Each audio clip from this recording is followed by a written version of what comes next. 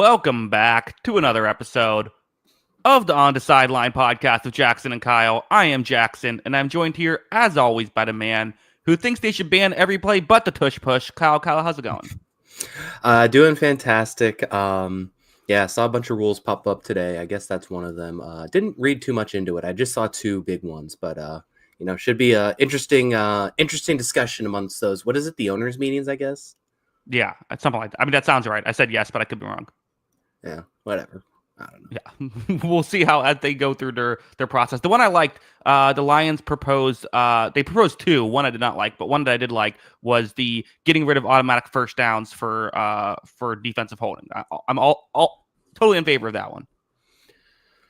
I go back and forth on it all the time, because the issue is then there's a ton of incentive to just commit holding if you get beat, right? Yeah. Like, at least you're like giving up a first down. I think if they do that, then they'd have to change it to a 10-yard penalty. Yeah, I think I agree. But I like the division one more. But that's been something that's been in the work that's been talked about for a while. But yeah, I don't know. I like the wild card teams being the home team if they have the better record than the division winner more. Yeah. So, and you know me. I think I'm totally, again, maybe it's just because I'm an NFC South fan, but I'm totally in favor of, like, I like regular seasons mattering. I don't want a basketball situation where no one even cares in the regular season because they already know that it doesn't matter. I want it to matter. Well, it does matter still. It's just that, it would matter more, in my opinion, because the team that wins more game gets the home field advantage. But my thing is, like, I think that so what is the actual? I didn't realize we were going to go here because we have a lot to get into. But what is the? I'm trying to remember. What is the actual rule? Is it one? It's not 1 through 7 seeding, right? It's just that whoever. Do you remember what it was? It's not 1 through. Yeah, so basically, division winners still clinch playoff spots. It's just that if the wild card team that plays the division winner has a better record, then they host the playoff game. Yeah, if you're gonna do it that way, that's the way to do it. I think. I just like the idea of I like division winning a division mattering more. Yeah, yeah. I mean, I get it. I don't know. I'm all for abolishing divisions, but I'm too modern with that, I guess. Well, you think that you get rid of playoffs altogether? Yeah, best team at the end of the regular season wins. Chiefs have won, I guess not 3 straight, but they've probably won their first Super Bowl, right? Yeah, pretty much. So good for them. They haven't had enough wins lately, so I'm all for it. Yeah. Kyle, we have an interesting show to get into. We're going to go over the entire NFC. We are going to give grades for every NFC team. So let's just get into it. I say after 5 minutes of rambling about new rules.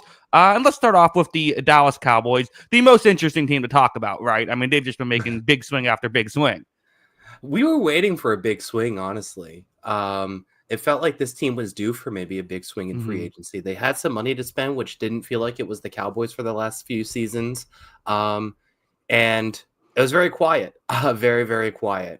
They did their work pre-free agency with signing Oza Odighizuwa to an extension for 4 years, $80 million. And then after that, it was pretty quiet. I think everybody else came in under $20 million for their entire length of contract. So not a lot happening for Dallas. And the big thing is, like, for a huge regression season, I don't think they got better. And they still have a big gaping hole at their number 2 receiver spot. We'll see if it's addressed in the draft. These are only 1 week into free agency grades, essentially, so a lot still can change. But for me, this is a D. I think this team didn't get better at a chance that they actually had to maximize or maybe extend a window that may not even be open.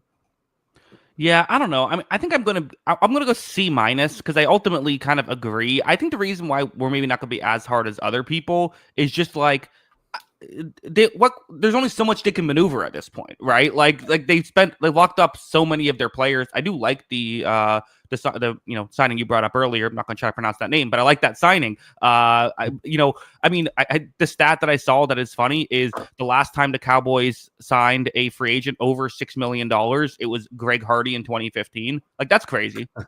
Yeah, what a time that was. Couldn't have happened to a better guy.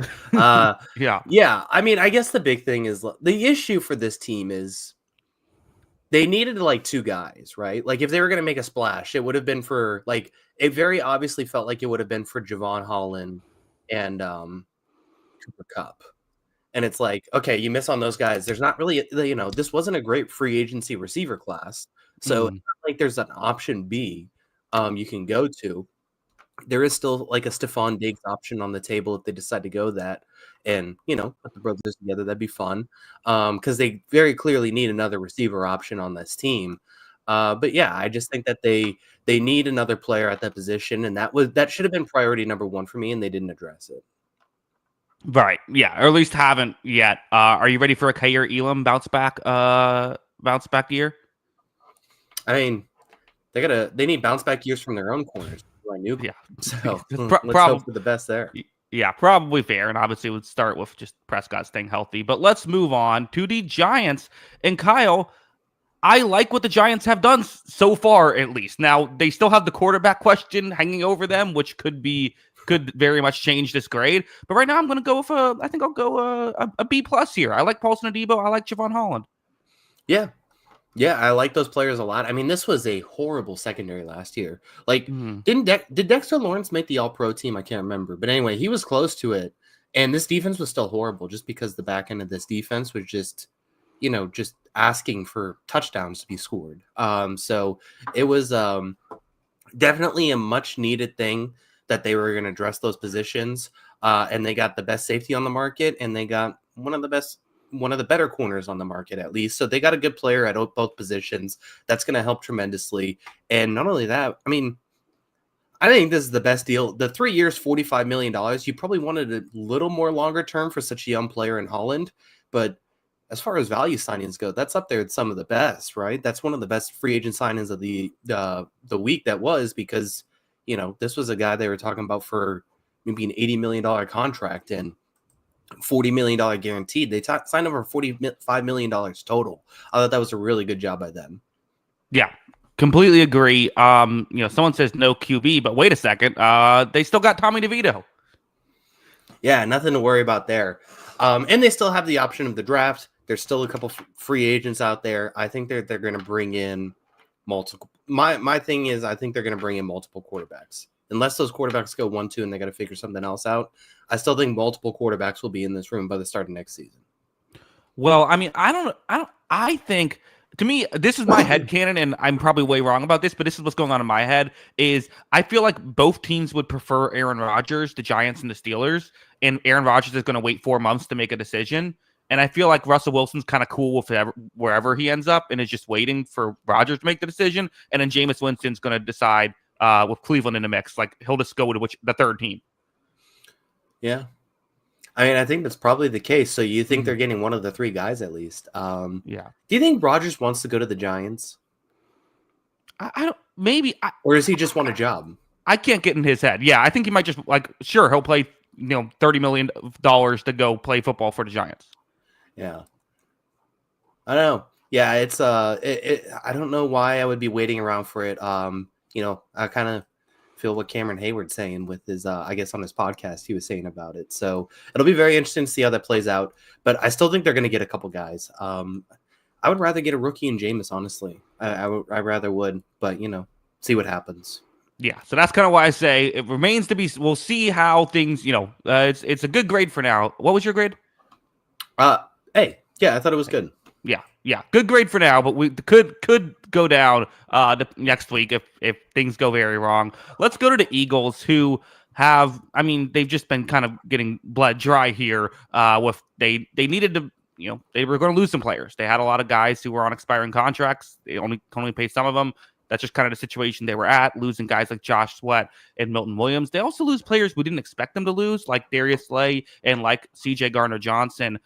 So I think that while I would ultimately say some losses were expected, I think this was more than I was expecting. So I am going to go with a D grade for the Philadelphia Eagles.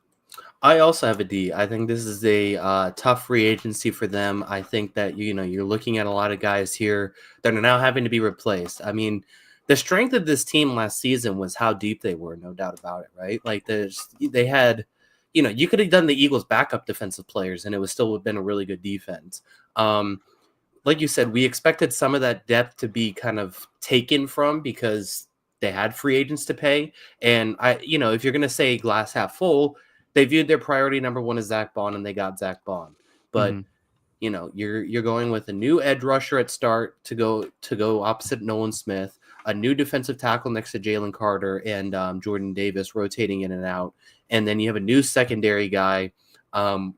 After years of trying to figure out that secondary situation, you have a new guy going next to Quinion Mitchell and Cooper DeJean, and at safety with Reed Blankenship. So there's going to be a lot of moving parts here. That being said, I also think it's kind of in Vic Fangio I trust, and I also trust their development. So I'm not overly worried about it, but they definitely got worse, and that's why it's a D for me. Yeah, I think they'll be fine. I think that they still have a great. They're probably still favorites in the NFC, right? It's not like they moved the needle that much backwards. But again, when you're a Super Bowl champion, usually you're going to get a little worse. Didn't love the Kenyon Green trade. It's just bizarre. It just felt like they didn't need to do that. But I'm not sure why I traded for him and Dorian Thompson-Robinson. Again, they know things I don't. I trust that organization, but those are both head scratchers. If they turn Kenyon Green into a good offensive lineman, that offensive line coach deserves a head coach job, no doubt about it. Yeah, is this just one of those I don't know, like you're just like testing the waters, seeing how good you can, seeing what you can do. Yeah, I need to challenge myself. This is the new challenge. Okay, Mekhi Becton, getting him good. Like, okay, whatever. Like, he had all the physical. He had all that talent. Let's get Kenyon Green. Yeah. It's a big risk, for sure. We'll see. They're taking a chance on the guys like Josh Uche too to see if they can pan out. But for the most part, this is going to be a lot of internal development. I don't want to see a lot of these free agency signings, except for Bond, like I said, who they're bringing back as guys that are like going to move the needle a whole lot. Yeah. Well, let's move on. Let's talk some balls here, Kyle. The Washington Commanders, also known as the Balls, who. They made a lot of big splash moves. They, added guys like Deebo Samuel and Laramie Tunsil. They had a lot of money to spend. What did you think about this? What is your grade? It was hit or miss for me. I thought they did some things really well. I thought they, is Deebo Samuel washed up? We'll see. I still think he's got something left in the tank. He obviously is hurt a lot, but I think they bought him at a pretty low value and got good value for that. They brought Zach Ertz back, who, might have been their most consistent weapon last season at times. He worked really well with Jaden Daniels. I thought that was important.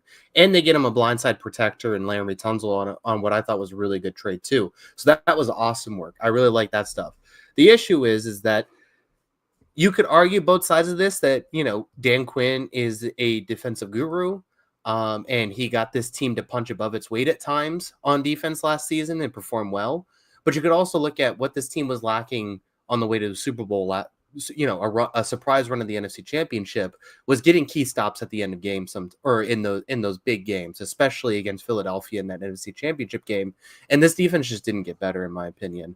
Bringing back Bobby Wagner is nice. They're taking some flyers on guys like Dietrich Wise, Jonathan Jones, and Will Harris, but nothing that really moves the needle for me. So that's why I have it a C, because I think there was some good work, but I think they could have done a little more to help that defense. Yeah, I'm a little higher than you. I'm C plus for me, but I'm kind of right around where you're at, because they got better and we expected them to get better. But again, the point of the grades is not how much better did you get. It's how did you maximize your value from what you were able to do. And I think that neither one of us are owners of a Javon Kinlaw jersey. No, we are not. That was not a huge fan of that one at all either. So, and that was their big free agent signing on defense. So we'll see how it works out. I think they're going to draft a lot defensively too. Would you be shocked if this is the best offensive football next year? No. I mean, it was one of the best offenses in football last year. I mean, it's great, and they added to that. I mean, I think my logic was your offense is already great. Help out your defense. They didn't really see it that way, but I mean, we'll see how it goes. You're right. It's going to be. I think I would be surprised if them or Detroit aren't the best offense, at least in the NFC. Yeah, it'll be very interesting. I mean, I guess there is logic to the idea. We say it all the time. Like, you can't you rarely see those teams spend, $100 million in free agency and end up winning the Super Bowl. It's just really hard to do that. And Mm-hmm. maybe from their perspective, they're looking at it like, let's just add some pieces to this defense and then build on our strength. And their strength last season was their offense, because it's not like they're going to go and build an elite defense overnight with free agency. So I guess I can understand the logic to it to a certain extent. I just would have liked to see one guy. One guy. Like, why couldn't they just top that Javon Holland offer? Why couldn't they go get one of those corners? There were several good corners in free agency, and this team just didn't have any good corners last year. So why couldn't they just go and get one of those guys as well? It just feels like they could have got one piece and spent the money on that, and I felt like they could have done a little bit more.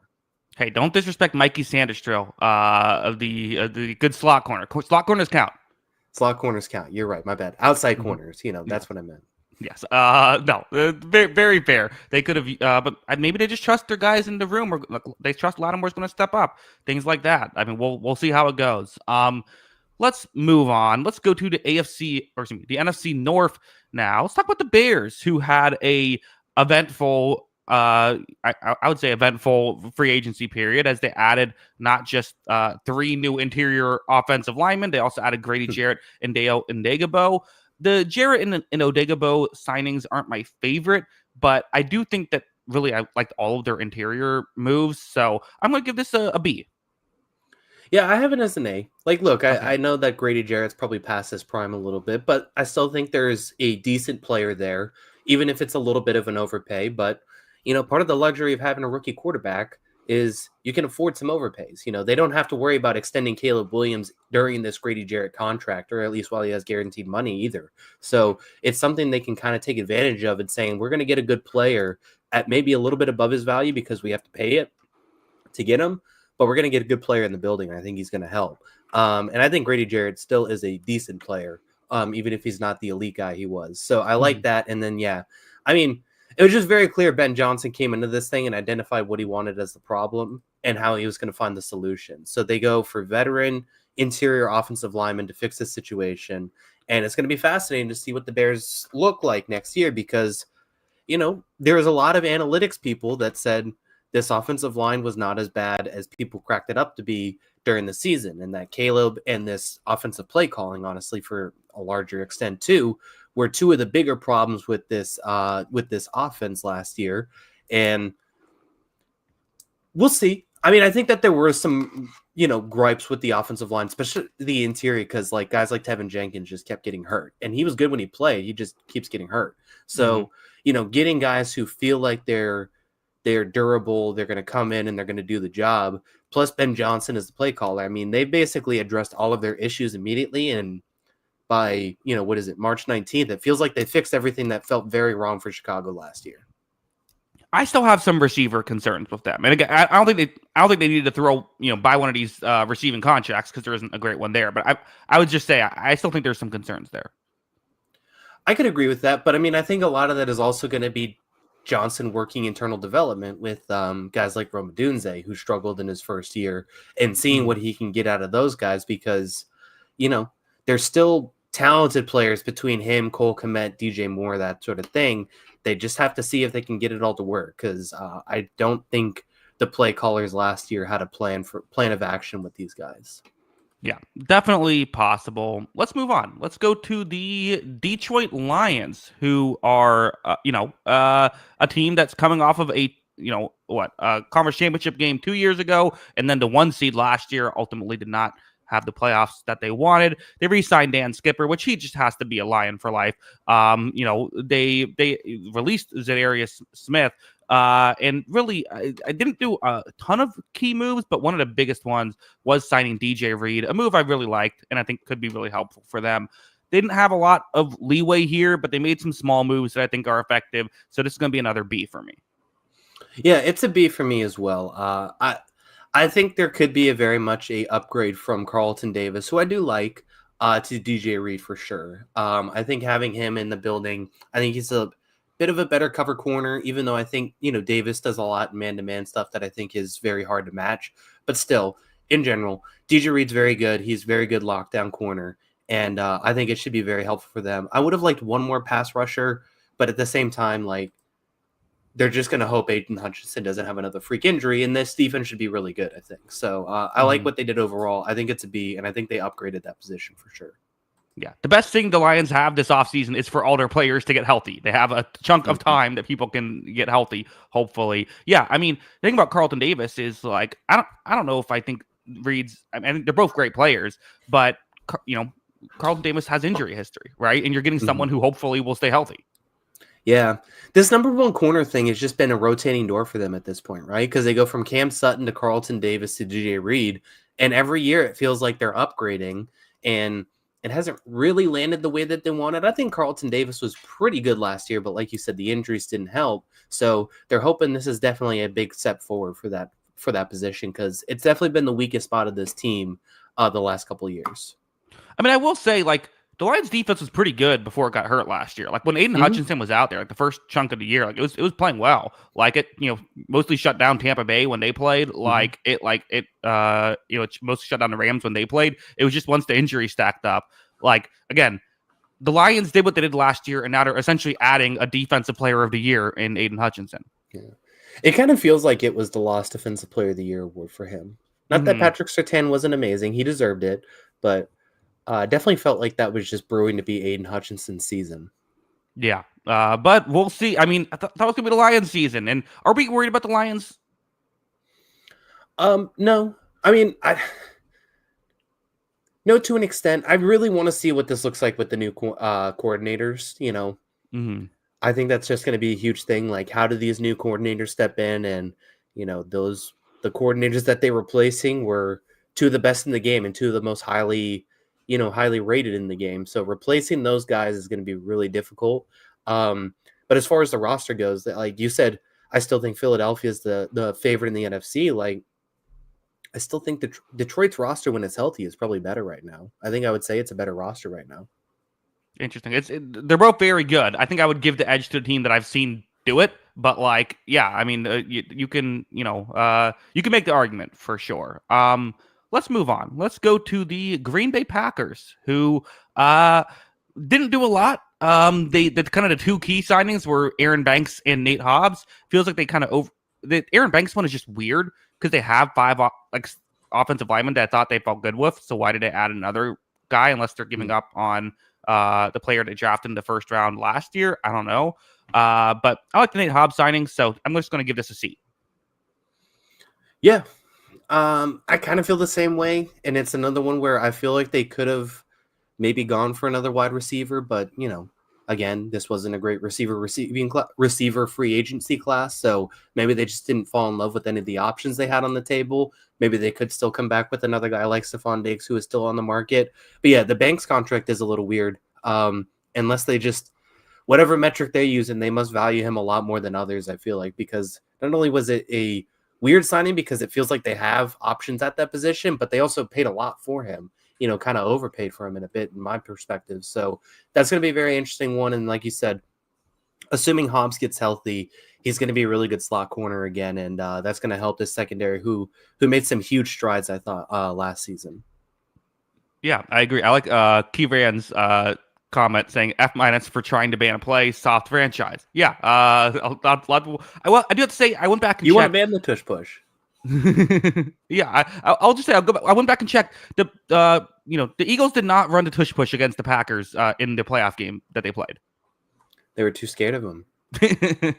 I guess so. They didn't. So I don't know if this is being sore loser if they never ran that play. Yeah, I don't know.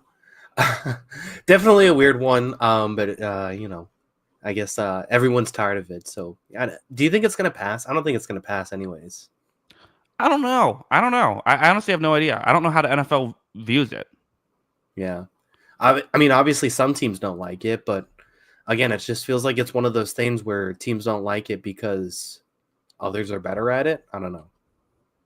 Well, yeah. I mean, I think, again, I don't like it because I think it's a boring play. I also think teams don't like it because it feels like it's an unstoppable play. Like, it feels like it's something that there's not really a thing you can do about it. But nobody was looking to ban the QB sneak when Brady was just elite at it. Like, I just don't know. We should have been. We should that should have been a ban play too. Oh, geez. I don't know. I just don't like the quarterback sneak. I just think it's a boring play. I think you should have to hand the ball off or run a quarterback draw. I just think sports are entertainment. But how do you? So what? The quarterback can't run under center basically for a sneak. Or you He has or you to have go to take backwards basically. Yeah. right. Huh. I mean, I guess I don't know. That feels like it's doing too much there. I don't know. We have all these other restrictions of things you can't do. You can't block in this certain area if you're going this way. We could make it work. Yeah, that's fair. Let's move on to the Vikings. I'm gonna go close my door real quick because my dog pushed it open. But Okay.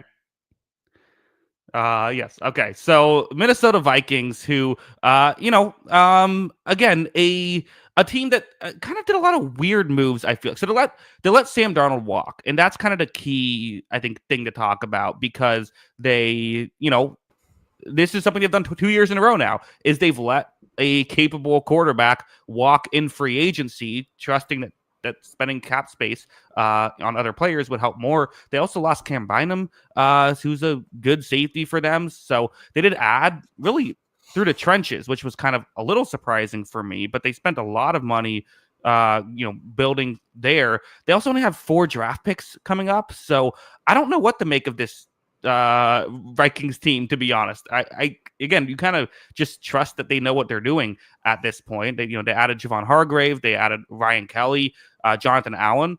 I think those are good players and not crazy amounts of money. So I don't know. I think I'm gonna just talk over in circles until I end up on a C. I'm an A. Oh, okay. Well, explain it to me. I think this team did a really good job of preserving its money. It's got one of the most talented rosters in the league, and it got better. Like you said, this team desperately needed some help on the interior offensive line. You kind of saw that get decimated in their last 2 games of the year that they both lost. They address that issue. They bring back Byron Murphy, a guy they really valued last season, who had a career year for them. They add another corner on the cheap, who I thought played very well at times in Isaiah Rodgers. They bring back Aaron Jones, who was helpful to the offense. And then they add guys that I think could be, I think a guy like Javon Hargrave could have a really good bounce back season for this team too in this Brian Flores system. Obviously, he got hurt last season, so that played a huge part. But I think it was also he didn't quite live up to his San Francisco contract that he got. I wouldn't be surprised if he has a bounce back season. All that being said, they keep making the move that we keep saying every team should make, which is not paying the average quarterback good quarterback money. So why should we criticize them for continually making the same move that we keep saying every team should do if they're in that position? So they were talking about before the season starting JJ McCarthy anyways. It seemed like he was going to get the job before he got hurt. They're still banking on JJ McCarthy being their guy, and they have a good cheap or what they think is a good young cheap quarterback on a rookie contract, and they're maximizing this roster. This roster is loaded. This roster is going to be really, really good. I wouldn't be surprised if this is a double-digit win team, especially if the Vikings are, if JJ McCarthy hits, this is a contender. Absolutely. Yeah, you know what? You're right. You've definitely talked me into it. I think the reason why I was kind of giving it a little bit of a lower grade at first was the Jonathan Allen and the Javon Hargrave. They're both over 30, and they're both getting a lot of money. And Hargrave is coming off an injury. I think those are some concerns to be had. But you're right. I should be giving it a lot of extra credit for the Sam Darnold being willing to let him walk. And I do like, again, Will Fries and Ryan Kelly, adding them to this already on paper really good offensive line. Like, yeah, those are really good moves. So yeah, you're right. My grade should be higher. Yeah. So I do like that. I think they need to add another pass rusher possibly in the draft. And then, I mean, they're probably going to need a backup quarterback as well. But, they are banking on JJ McCarthy, and, I have no reason not to trust this team so far. Plus, I think a lot of quarterbacks are going to be really good when they have Aaron Jones, this offensive line, TJ Hawkinson, and Justin Jefferson and Jordan Addison. A lot of quarterbacks are probably going to come into this situation and be at least pretty good. Yeah, absolutely. I guess the one question is, usually if you make a move like this, you kind of know your quarterback. Like when the Seahawks moved off of Russell Wilson for Geno Smith, we were all like, what are they doing? But like they at least knew Geno Smith. They saw him in practice all the time. You don't really get that here because JJ McCarthy was injured for the whole year. Yeah. They saw him in camp at least, Oh, you got a little bit, but you haven't gotten anything since then. Yeah. I mean, it's been a long time, that's for sure. But, They did their scouting, they did their vetting, and they, like I said, I mean, it very much seemed like JJ McCarthy was going to start week 1 last year until his injuries. So they still clearly feel like that's going to be the case. And it came out today that they weren't interested in Aaron Rodgers. So it seems like they're kind of just doubling down on the situation right now. That's totally just a thing people are saying because of Brett Favre, right? No one would ever. It would not even be a thing. Like it's totally Brett Favre. If they went into the season with Aaron Rodgers at quarterback, would you have been? Would you have said this is a better team or worse team than with JJ McCarthy? Than last season with Sam Darnold, I guess. Oh, worse. I mean, I mean, even like all of the wonkiness aside, I think Sam Darnold was better last year than Aaron Rodgers was. Yeah, I think I'd agree with that. Could Aaron Rodgers be better in this situation? Maybe. I don't know. Yeah, sure. That's possible, but I don't know. I wouldn't. I'd go with JJ McCarthy. Yeah, I would too. So I'm a fan of it. I'm believing in JJ right now, and like I said, he's got a great situation to go in. This is going to be awesome for a young quarterback. Yeah. Well, speaking of young quarterbacks, talk about Michael Penix Jr. and the Atlanta Falcons, who had a quiet offseason. Again, unlike these other rookie quarterback teams, they unfortunately are paying Kirk Cousins, and they have decided to keep him, it seems like, which is another interesting decision. But it kind of makes some sense because they wouldn't actually save that much money by getting rid of Cousins, because essentially they would have to push money down the road either way, because all of the contract would go to this year if they cut him now. So it's a weird math thing, but essentially they're not saving that much money to get rid of Cousins, so they decide to keep him. But then you have, they lost Grady Jarrett and Drew Dalman, which I think would have been nice to have. They added Leonard Floyd.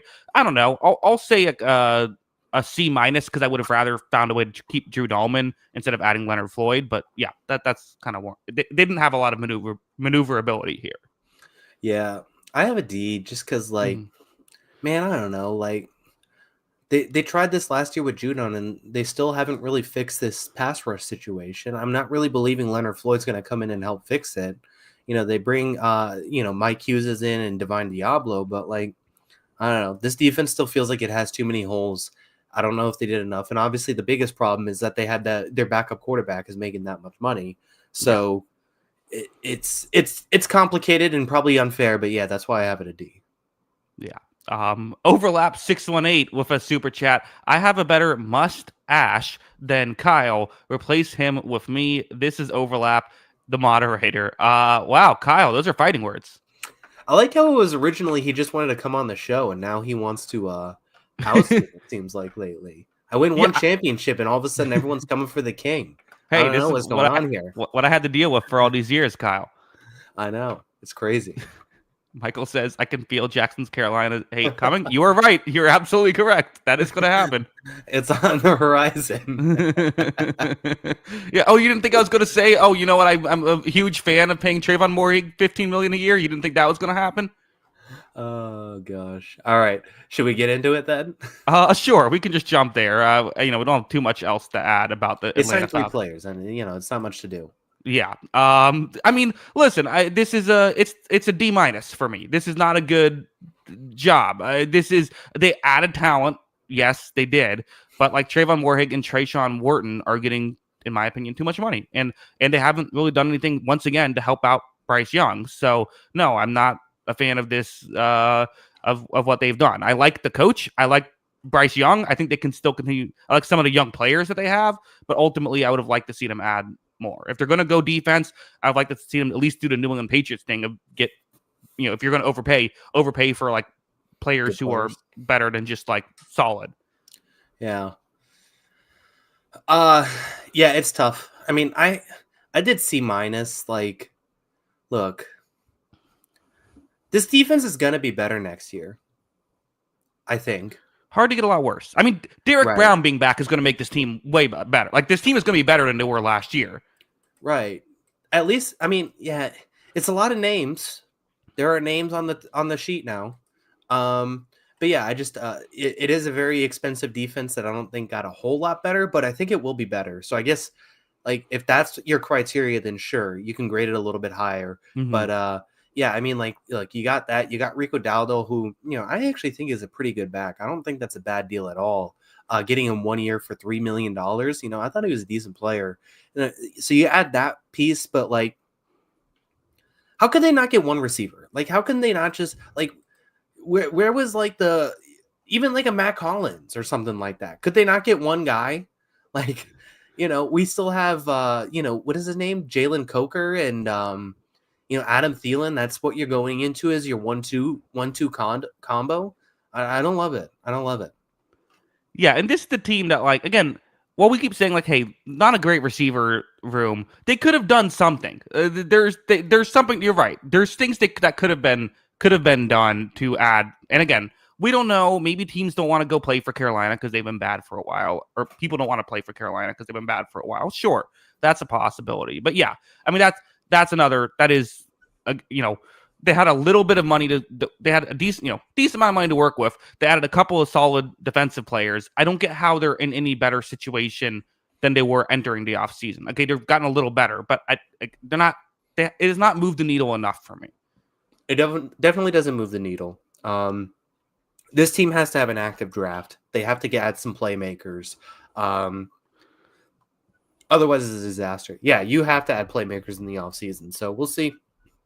This is obviously grading after 1 week. We didn't love the first week of signings. Maybe they can get some things done on the fringes, but they definitely need a weapon or two. And like I said, this wasn't an awesome receiver draft, so it's tough to grade it that way. But they could have coughed up the money for DK Metcalf. They could have, gone for somebody else. They could have added one of those top end guys, and they weren't able to do that. And then it still feels like this offense is going to have some struggles. Yeah, I have. And Michael in the chat said, you know what? Now that you say it, you have changed my opinion on it. You are actually both correct. D- is the correct take. That's what Michael said. So thanks for agreeing with me, Michael. Yeah. I mean, Carolina fans are coming around to us. That's okay. Mm-hmm. Yeah, exactly. That joke will not work for the audio only listeners, but that's okay. No, it won't. I'm a big NC State Wolfpack football guy. They're fun. They got a good coach. I like that. That's about all I got. Nothing against the states of North and South Carolina. I don't know. It kind of seems like you do. Seems like there's a bias here. Why is it both? They're only North Carolina. I don't know, because they're called Carolina. Yeah. You can't claim both states. You get one. That's how it works. I bet more South Carolina fans are like Falcons fans than like Panthers fans. I'd be interested to actually see that. We'll see. I don't know. Interesting. Yeah, let's get IT on that. Okay, we'll dive into that. Let's move on to the New Orleans Saints, who decided to add. They did add players again. The Saints, who are the team we always talk about when we say the cap isn't real, because they consistently, find ways to add players. Justin Reed being the kind of key one, and re-signing Chase Young to a decent deal as well. They did lose Paulson Adebo. Yeah, I mean, I don't know what the Saints, like, where the Saints are going. I don't know how you get, like, I do think they need to rebuild. I also don't think that if you need to rebuild, you should sign 0 players. Like, I think it's still okay to add a Justin Reed, I like Justin Reed enough. I'm one of the few people that thinks that Chase Young's a pretty good player. I still don't think it's a crazy, like, a great free agency period, but I'm going to go C-. I think it's a C. I'll give it a solid C. Like you said, okay. Like, did they I don't know. They got good players. I'm okay with it. If they got good players, I'm fine with it. I kind of like this Granderson Young combo. Kool-Aid McKinstry looks like he's going to step into the number 1 corner role. I like that with Reed and Matthew behind him. That's a really good safety duo too. Not really sure what their plan is for the second corner, to be determined. But look, I think they got a couple pretty good players, and I think that's going to help. Like you said, they don't need to sign nobody because of that. So we'll see how it plays out. This team still has a ton of holes, and they still have a lot of, money, salary problems that they have to figure out. But none of these players on its surface are issues against the salary cap. They got all these guys in at pretty good deals. I don't think anybody felt like an overpay to me. Yeah, I think some people will dislike the Chase Young signing because he's just like a hot button topic. I mean, the worst thing that happened to him is he became just like a pretty good player, and he was hyped to be like the best. So it's tough. And he also had like a bunch of like multiple torn ACL injuries. Like sometimes like that affects players. Like I feel like we all every time someone gets injured, we're all like, oh my God, I wonder if they'll be able to play as good again. And then we completely forget about that. And then if 3 years from now they're bad, we're like, what happened to him? Yeah. Yeah. It's tough. I mean, like he came in with so much expectations that it is almost impossible to meet, unless you turn into like Myles Garrett. And But instead that was the prospect he was supposed to be. Like he was like that level of prospect. Yeah. I mean, it was. So it's a tough situation to overcome. But yeah, he has been a solid football player his entire career. There's nothing wrong with, Chase Young. Yeah, I agree. I think part of what hurts him too is just he doesn't get sacks. He's one of those guys who just isn't like his pressure to sack rate isn't very high. Yeah. I mean, people, the analytics movement will not catch up. That's the problem. People are going to ignore it. That's fine. Mm-hmm. Harold Landry's a better player than Chase Young. Sure. Yes. According to some. The Tampa Bay Buccaneers, my favorite team, and me, I don't think I'm being a homer here when I say I think we had a really good free agency. Signing Chris Godwin to only $22 million a year for 3 years is very good. Re-signing Levante David, who is just content to take these 1-year deals for his whole career, it seems. Even like Ben Bredesen, who isn't my favorite player. Okay, you're keeping the offensive line together. I get it. And I actually like the Hassan Reddick move. So yeah, I'm a big fan of this free, and even like Sterling Shepard, nice role player, keeping him. So yeah, this is an A for me. So just to be clear, Jackson Kruger, the Tampa Bay Buccaneers fan, gave the Tampa Bay Buccaneers an A, the Carolina Panthers a D-, and I think he said the Saints and the Falcons were C-. Is that correct? Yes, because clearly that's bias and not the fact that the Saints, Panthers, and Falcons are all organizations that maybe don't make the best decisions. Okay. No, I'm just kidding. I agree with you, though. This was an A. I did like it. I like the punter. I like, bringing Godwin back. I mean, the fact that they got Godwin when he was being offered $30 million a year, I mean, is insane. So they get him back at a pretty good deal given what was offered on the table. I think that's good. David obviously comes back. He's a legend. He's a Hall of Famer. Getting him back at a good salary too is important. I don't know if like this team desperately needed a pass rusher last season, and they didn't really have a lot of moves to make because of their salary constraints at this point. So there wasn't a whole lot they could do. And taking a flyer on a guy like at that price point, you weren't going to get a player with more of a resume than Hassan Reddick. So I definitely have no problem with it. I would not be surprised if he has a bounce back season. I also just wouldn't be surprised if it doesn't work out either. So we'll see. But I think it's a really good, low risk, high reward situation because there's, like I said, there's just not many edge rushers with that resume that become available as a free agent for $14 million.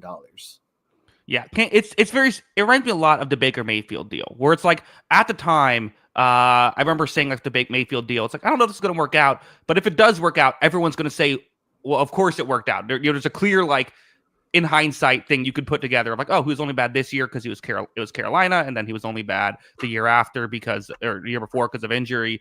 Like this is definitely it's one of those situations. Yeah, the big thing going into this season, like I said, they did a really good job doing what they can given their salary cap situation. The big thing going into this season is just going to be replacing the offensive coordinator. That is the toughest thing because it seemed like they had a really good thing going with Liam Cohen. Yeah, and they hired from within. I'm hopeful it'll work out, but you're right. That is the big concern because I agree. Liam Cohen was a really good coordinator. So yeah. So again, just to recap, NFC South, Bucs were awesome. Every other team horrible. Yeah. So just make sure everyone in the NFC South make sure to comment on that. Hey, I didn't even pick the Buccaneers to win the division the past 2 years. Okay, I'm at least only slightly biased. I think that's my slogan. Slightly biased. Well, there is a YouTube channel already called Slightly Biased, so you can't take that one. Oh no. Okay, I'm gonna hopefully it'll get copyright infringed. He's a great Mavericks follow, so if you want to check out his videos, he's very funny. But anyway, that's fine. So yeah, let's move on. Okay, well, condolences there. But yeah, let's move on to the Arizona Cardinals. Final division to talk about here as the Arizona Cardinals. The big move was Josh Sweat, who I couldn't believe that's all he got after seeing some of these contracts. You have to imagine part of why he wanted to take that deal was because just of the, going to a situation that he's had success in before, where with the head coach of the Cardinals, who was defensive coordinator for Sweat when he arguably had his best year, that should help. And Sweat's been very good without him as well. Again, some smaller moves here. They signed your guy Dalvin Tomlinson. There's some littler things here. I don't think they had avoided. They kind of avoided any like horrible things going wrong. So yeah, ultimately they didn't do a lot, but I'm going to also give this an A because I really like the Josh Sweat move. And it's again, they didn't have as much resources, but I think they made the most of them. Yeah. Didn't have much resources indeed. That's why it's an A for me too. But this defensive line is way better. I mean, how many times have we talking about how we didn't expect much from this defense because they didn't have the personnel, they didn't have the players, and now you're adding Josh Sweat and Dalvin Tomlinson to it? Absolutely, it's an A for me. I really like that group. I think this pass rush all of a sudden got a lot better this offseason, and I think that should help the rest of the group in general. They still got good safeties back there in Jalen Thompson and Budda Baker. And then you have Murphy Bunting, obviously, who, probably isn't a number one corner, but they're going to put him out there anyways, But having a pass rush to help those guys out is going to be tremendous, I think. And yeah, I like this Cardinals team a lot more. I think they maybe could have done a little bit more to get better, but they got a lot better defensively. And, I wouldn't be surprised. Still a long off season. I'll have the right to change my mind in August. I wouldn't be surprised if this is the second best team in the division next season.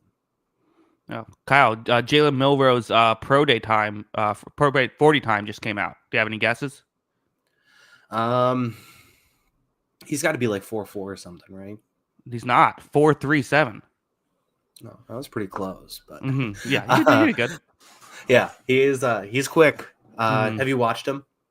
Yeah, I like him. You do? Right. Yeah. I mean, you catch him on the right day, he looks really, really good. He looks like a modern NFL quarterback. If you watch the Michigan game last year, you're not going to like him as much. And there's a lot of big games that he struggled in. So we'll see. I think he's got some tantalizing tools, that's for sure. Yeah, definitely a project. I just not to get too into our and which by the way, in 2 weeks we'll be doing our draft stuff. That 2 weeks from today will be the top 10 quarterbacks video. But I mostly feel like it's weird to me that he gets talked about as like not even a guy you draft in the second round, and then Anthony Richardson is drafted 4th overall. Not to say that they're the same, but it just feels like there shouldn't be that much of a gap between them. Yeah. It does definitely feel like that way at sometimes. But the Anthony Richardson thing was just such a low sample size where we've seen this guy play starting quarterback for the last 2 seasons. And I mean, like they were also asking him to switch to receiver before he took over the starting quarterback spot. Yeah, it'll be there's just more tape on him. And I think that worked out for him, or it worked out against him compared to guys like Trey Lance and Anthony Richardson for sure. Yeah. Let's go to the Los Angeles Rams. We got the Cardinals, right? Was there anything else we need to say? No, like I said, I really like it. I think that they could be sneakily very, very good next season. I'm excited. Yeah. So let's go to the Rams then, who kind of their big thing was letting Cooper Kupp go. They also made sure they kept Matthew Stafford in the building. They also traded Jonah Jackson, who they never really found a way to use last year. But the big thing was adding Devontae Adams. It's a move I like. I think I'm maybe a little colder on it than some other people, but I still like this. I like what they did. I'm going to give this a B. Yeah, I liked it a lot. I'm actually going A. Let's one up it. I think that I like Cooper Kupp a lot. I still think there's more left in the tank than people are giving him credit for, even though he did take a step back last season. Devontae Adams is an upgrade right now, man. I mean, I think they got a better receiver at that position. They have the best receiver duo in the league, maybe going into next season. I really like that duo.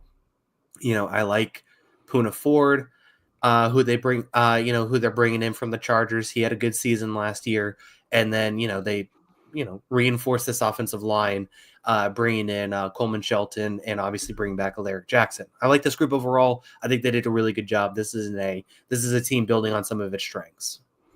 Yeah, I mean, I get it. Listen, Adams was really good last year. He is 32 years old, and you are paying a good amount of money to him. He's a very good player, but that's the concern I have.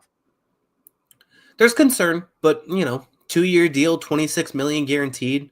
So it's another one that feels like Would you have rather given Devontae Adams that contract or traded a 5th-round pick for Deebo Samuel? I would have rather gone Devontae Adams. No, it's a good. I mean, Yeah. I'm going to be. It's a good decision. I'm just not like quite into slam dunk territory that it seems like everyone else is. Yeah, I mean, I get it. There's definitely some risk, but playing across Puka Nacua in this offense, I think what's his face, Sean McVay is going to do a lot better for Devontae Adams than Nathaniel Hackett from last season. That's my take. Possibly, yeah.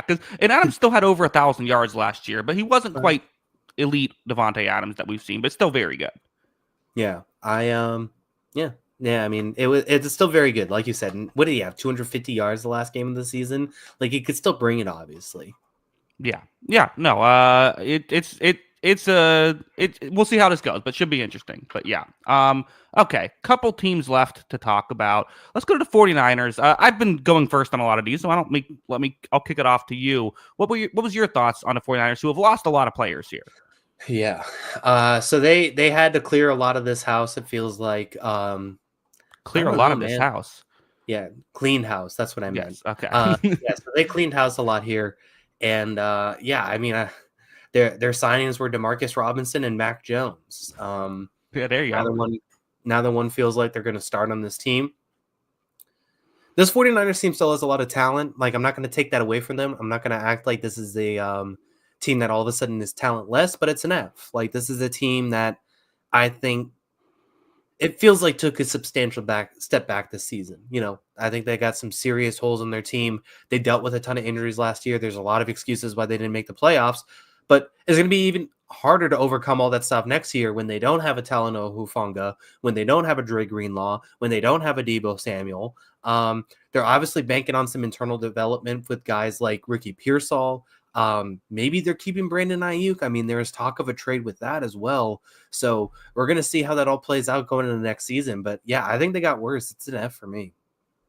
Wow. Okay. Yeah, I mean, I'm not quite there because, I will say they were without a lot of those guys you mentioned for most of the year last year as well, right? Because a lot of the guys they're letting walk and we kind of criticize the 49ers for having these guys who are so injury prone. Like, I'm sorry, but I still like the Dre Greenlaw signing for Denver. I'm not going to hate on a team for not re-signing a guy after they tore their Achilles. Like, that's just that's a scary thing. I understand not doing that. I think you are correct though, where it's like, did they have to lose all of these players? Like, okay, some of this was going to have to happen. Did you have to go all this way? So from a strictly like, where were you last year? Where are you this year? You're correct. It's an F, but I think like I'm going to go with like a D plus. I don't think this was a disaster in terms of the decisions they actually made. Yeah. I mean, I get it. Like, some of the decisions aren't bad on the surface, but like, I mean, if you pull up their lineup right now, I'm on PFF. Let's pull up their depth chart. So their lineup right now, their defensive line, which, yeah, some of those guys disappointed a little bit in Leonard Floyd and Javon Hargrave, but they're starting next season with Nick Bosa, obviously very good. Drake Jackson at the other edge spot. Jordan Elliott, who was PFF's 97th graded defensive tackle, and who is this guy? Kevin Givens. Yeah, that's their defensive line for next season right now, going into the remainder of the offseason. And it doesn't get much better beyond that, too. Like, I think that their corners are very weak now without, obviously, Ward, too. It's okay, but it's not great. They're weaker at the safety position. Like, this is until we see some change. I mean, like, Fred Warner, Nick Bosa, terrific players, but they're asking a lot of heavy lifting from those two guys. This could be a bottom tier defense with two elite players at elite positions in Fred Warner and Nick Bosa. It could be a bad defense.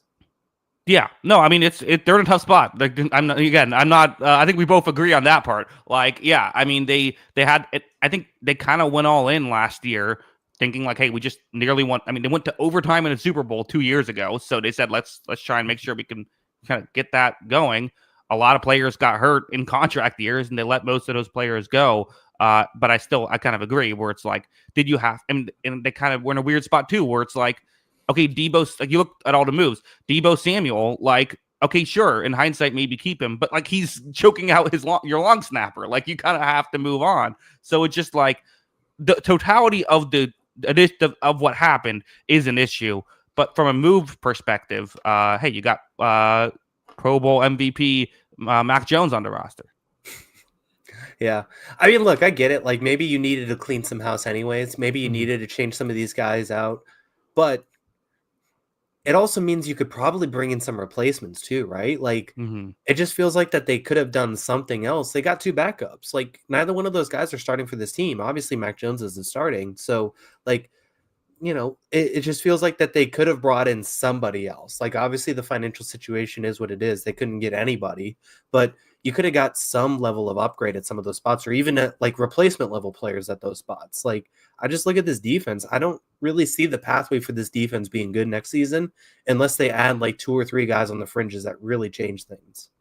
Yeah. And it is worth mentioning they could sign some of these guys. Like, they didn't have to let all of them walk too. So I get the I totally get the critiques. I just think, like, I mean, offseason still has some time left, I guess, is the one thing I would say. But again, I'm giving it a negative grade. Like, I agree that this was not an ideal situation. Would you put it at a C- or a D? I said D+. D+, okay. Yeah. Which sounds better than C-. In a way, yeah. Would you take them or Arizona right now? Just based off of what the rosters are right now. I don't know if I would take San Francisco over anybody, or I don't know if I would take anybody over San Francisco. I don't know what to make of this team. Yeah. Yeah, I guess I agree with that. I think I mean, this offense is very good if everyone's healthy, but it's very much if everyone's healthy. I think I probably lean Arizona right now, but I think that the 49ers have like a higher Super Bowl odds. I think I agree with that too. Like, if everything goes right, this Arizona to make the playoffs over them for sure. Yeah, that's kind of where I'm at. One team left to talk about in the NFC before next week when we do the AFC, and this is an interesting thing to talk about, Kyle. The Seattle Seahawks, who were very busy this off season. So first, they trade away Geno Smith, and we're all kind of like, oh, okay, they're doing an NBA thing. They're rebuilding, trying to get a good draft pick.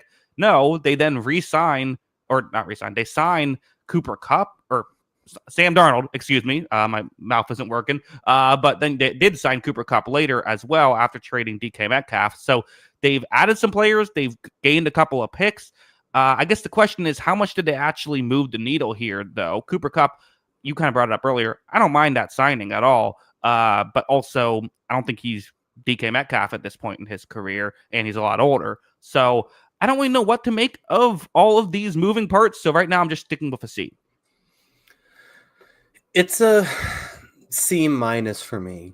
Okay. I agree with you. Like, we'll see. But it's going to look a lot different. I have no idea what this offense is going to look like. I like Cooper Kupp, but, he's stepping into a much different situation, it feels like, immediately, with a different quarterback, in a different role. They have 2 receivers now. Their top 2 receiver spots, I think, work better in the slot. So I'm going to be interested to see how that works too, with him and Jackson Smith and Jigba. Obviously they add Marquez Valdes-Scantling. He had a very good year last year for the Saints unexpectedly, but we'll see. DeMarcus Lawrence has had some good years. Maybe he could bring a pass rush, influence to this team. So there are some things I like there, but overall, like, I don't know. I get he was better last season. I've accepted that. He was very good last year. I think they downgraded a quarterback even though they got younger. And we'll see. I don't think it's going to be as easy as a situation to deal with in this room with this team than it was last year, when he had one of the better offensive play callers in the league and just talent across the board to throw to. And he's going to a much different situation. I think he's going to struggle. I mean, we'll see. I could be the last Sam Darnold skeptic on the planet, but I'm going to be skeptical of it right now, and we'll see how it works out. So yeah, C-. One thing I'm really concerned about with Darnold is he likes to hold on to the ball for a while, and he kind of had time to do that up until the last couple games when they or the playoff game. He lost both the tackles for most of the season. They had one tackle hurt, but still, I am concerned about right now. The 2 guards that they have slated to start out of 77 eligible PFF guards. 77 eligible guards according to PFF grades. They rank 72nd and 77. So that's not ideal for guard play right now. If you don't have it's not as easy to get the ball out of your hands. If you have to, get the ball out of your hands quickly, could we see Jets Sam Darnold reemerge? I hope not, but that is the concern. So yeah, I get the criticism. I think you're fooling yourself if you say I know what Sam Darnold is. If you say I know Sam Darnold's great, you're fooling yourself. If you say I know Sam Darnold stinks, you're fooling yourself. We just don't know. We don't have enough information yet. Yeah. And it's going to be interesting. I have been Smith and Jigba's biggest fan. I've spoken about him very highly on this podcast several times. But it's not the same thing as throwing to him as it is Justin Jefferson, man. That's just going to be a lot different. And having that safety valve. I think he's very good. He's not that good, though. So it's going to be a lot different. And yeah, I just think that there's a lot of things he has to overcome, a lot of adjustments he has to make, where he was in a pretty good situation, I thought, for the majority of last season until they had those injuries on the offensive line, as you alluded to. And yeah, I just think overall it's going to be very interesting because, they didn't pay nothing to these defensive players either. It wasn't like terribly expensive for DeMarcus Lawrence and Ernest Jones, but those are guys who didn't play very well last season who are expensive, or not expensive, but like at least getting paid something. It's not nothing against the salary cap. So it's going to be very interesting to see what the Seahawks team looks like next season. I think it's a slight step back, but maybe there's potential for a small step forward. The flip side is Geno Smith is 35. If he, there's a chance that this is a massive upgrade as well. Yeah. Yeah. There is it definitely feels like there is a chance for a higher ceiling in this situation, but there's still a lot of risk involved with the whole thing. And, obviously trading DK Metcalf, they felt like they did what they had to do there. And yeah, so there's a lot of variables going into the Seahawks. This feels like a very much a wild card team in that it's just unknown going into next season still. Yeah. I would give them a wild card team, but their strength of schedule, unfortunately, isn't strong enough. Nice. Yes, thank you. Proud of that one. All right, Kyle, that is our show. Let them know where they can find us on Twitter before we head out. Yeah, make sure to follow us on Twitter. That is at Jackson Kruger. Make sure to follow me at by Kyle Gronin, and make sure to follow the account page at On the Sideline JK. That is at On the Sideline JK. And of course, if you like audio only podcast, anywhere you get your podcast, you can search On the Sideline Podcast. It should be available there. Kyle, the Lightning are back. Yeah, good for you. Yeah, it's cool. We're only 2 points behind the Panthers, and we have a game in hand. Yeah. I stopped watching hockey this season. I'm done. Hey, the Bruins are in 7th place. They can come back. This team stinks. It's over. Yeah. The run is over. I'm not enjoying the season. I'm ready for it to end. You enjoy the playoffs. I won't be watching. You're not going to root for Brad Marchand to win another cup?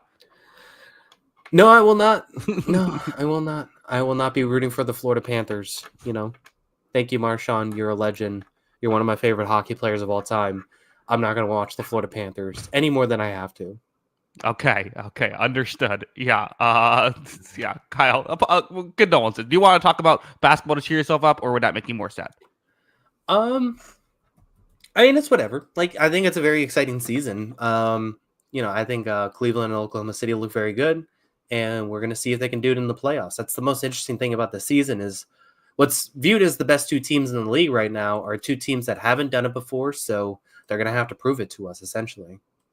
Well, that's the weird thing for me. I was looking at this the other day, and I'm like, wait, the Cavaliers and the Thunder are top 10. Like, the Rockets are second seed. Like, that's, as someone who casually watches basketball, those were all surprises. Yeah, everyone's discounting the Rockets and Grizzlies, and I don't think they're necessarily wrong. If you watch the Rockets, they're a good, hard defensive team. They're young, they're athletic, and they close a lot of games with Fred VanVleet running the offense, and that's just not gonna. The recipe for that working in the playoffs is just very slim. The chances of that working is very slim. Especially when you're going against teams with Nikola Jokic, Luka Doncic, and LeBron James, Steph Curry, and Jimmy Butler, Anthony Edwards. Even that's just a different caliber of opponent. So everyone's rightfully skeptical. I kind of think the Lakers are the second best team in the West. But, we'll see. We'll see. Yeah. Magic have been disappointing. Brutal season. I mean, they spent money on Kentavious Caldwell-Pope to try and fix the offense with shooting. And, he's been horrible. He's been one of the worst players on a per $1 million basis. Per dollar basis, I guess. He's been just dreadful. The guy they replaced him with in Denver is having a breakout season too. He's been much better than him, honestly. And then not to mention all the injuries. Their three best players are, Paolo Banchero, Franz Wagner, and Jalen Suggs, and they've all missed extended stretches with now Jalen Suggs out for the year. So brutal season. You just got to kind of shake it off and hope you bounce back. They definitely need some offensive juice, though. They need to go get somebody, even if it's like a Trae Young. They got to get somebody. Yeah, we'll see. But yeah, Kyle. Any final thoughts? Or ready to get out of here? Let's get out of here. I feel like I'm good. So yeah. Okay, yeah, we talked about it all. We got all the NFC. We talked about Brad Marchand and how you're rooting for him and the Panthers to win a cup. We covered everything. No, don't gaslight me. Okay, I will not gaslight you. Again, thank you to everybody for watching or listening, and we won't gaslight you, podcast listeners, either. We promise.